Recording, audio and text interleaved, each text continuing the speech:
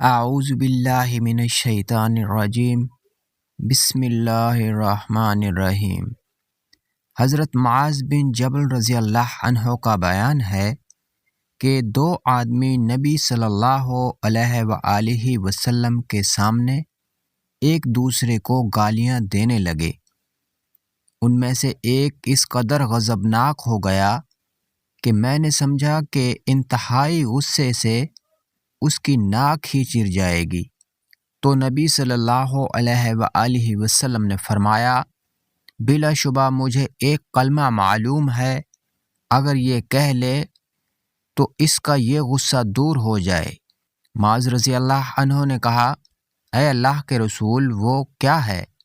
آپ صلی اللہ علیہ وآلہ وسلم نے فرمایا، یوں کہہ لے، اللہم انی اعوذ بکا من الشیطان الرجیم۔ ترجمہ،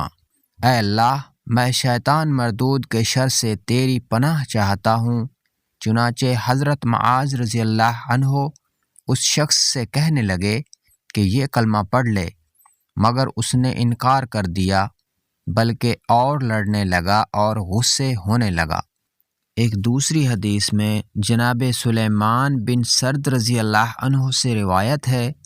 کہ دو آدمی نبی صلی اللہ علیہ وآلہ وسلم کے سامنے ایک دوسرے کو برا بھلا کہنے لگے، حتیٰ کہ ایک کی آنکھیں سرخ ہو گئیں اور گلے کی رگیں پھول گئیں، تو رسول اللہ صلی اللہ علیہ وآلہ وسلم نے فرمایا، مجھے ایک کلمہ معلوم ہے، اگر یہ شخص وہ کلمہ کہہ لے تو اس سے یہ کیفیت دور ہو جائے گی، اور وہ کلمہ یہ ہے، اعوذ باللہ من الشیطان الرجیم، میں شیطان مردود کے شر سے اللہ کی پناہ میں آتا ہوں۔ مگر وہ آدمی کہنے لگا، کیا تم سمجھتے ہو کہ میں مجنون ہوں؟ ایک اور حدیث میں حضرت ابو ذر غفاری رضی اللہ عنہ سے روایت ہے، کہا، تحقیق رسول اللہ صلی اللہ علیہ وآلہ وسلم نے ہم سے فرمایا، جب تم میں سے کسی کو غصہ آئے اور وہ کھڑا ہو تو بیٹھ جائے، اسی طرح اگر اس کا غصہ سرد ہو جائے تو بہتر،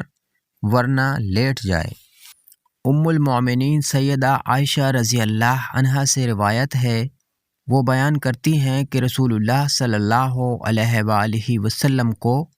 جب بھی دو کاموں میں سے کسی کا اختیار دیا گیا تو آپ نے ہمیشہ آسان ہی کو اختیار فرمایا،